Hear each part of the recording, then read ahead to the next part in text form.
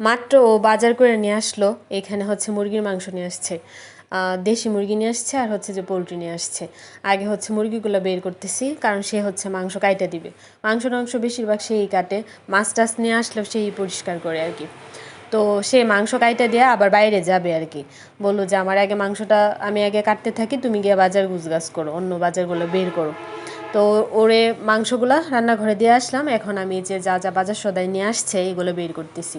এখানে হচ্ছে যে কাঠবাদাম নিয়ে আসছে, কাজু বাদাম নিয়ে আসছে, কিশমিশ নিয়ে আসছে, বিস্কিট নিয়ে আসছে, তারপর হচ্ছে পেস্ট নিয়ে আসছে, শসা, টমেটো, গাজর, বেগুন, তারপর হচ্ছে যে লাইফবয় সাবান, হ্যান্ড ওয়াশ, তারপর হচ্ছে যে ডিম, টিস্যু, বিস্কিট, তারপর লেবু, এগুলো আর কি নিয়ে আসছে। এখানে কিছু জিনিস আমি লিস্ট করে দিছিলাম, আর বাদাম টাদামগুলো সে নিজে থেকে নিয়ে আসছে। তো এখন হচ্ছে যে আমি যে বাদামগুলা বক্স করে রাখতেছি আলাদা আলাদা, মানে একসাথে আর মিক্সড করি নাই, আলাদা আলাদাই রাখতেছি আর কি। তিন বক্সে রাখলাম। আমি এগুলো গুছগাছ করতে করতে ওর মাংস কাটা হয়ে গেছে। এই মাংসটা হচ্ছে রান্না করবো আজকে, আর এইটা হচ্ছে যে বক্স করে ফ্রিজে রাইখা দিব। এর জন্য এটা বক্স দিছে, ওরে বক্সে ধুয়ে টুয়ে দিছে। আর এই মাংসটা আজকে রান্না করব। রাত্রে হচ্ছে কৃষ্ণা, প্রতিভা, দাদা, বৌদি তাদেরকে নিমন্ত্রণ দিচ্ছি, তাদের জন্য আর কি এটা রান্না করব। এর জন্য এটা বাইরে থাকবে।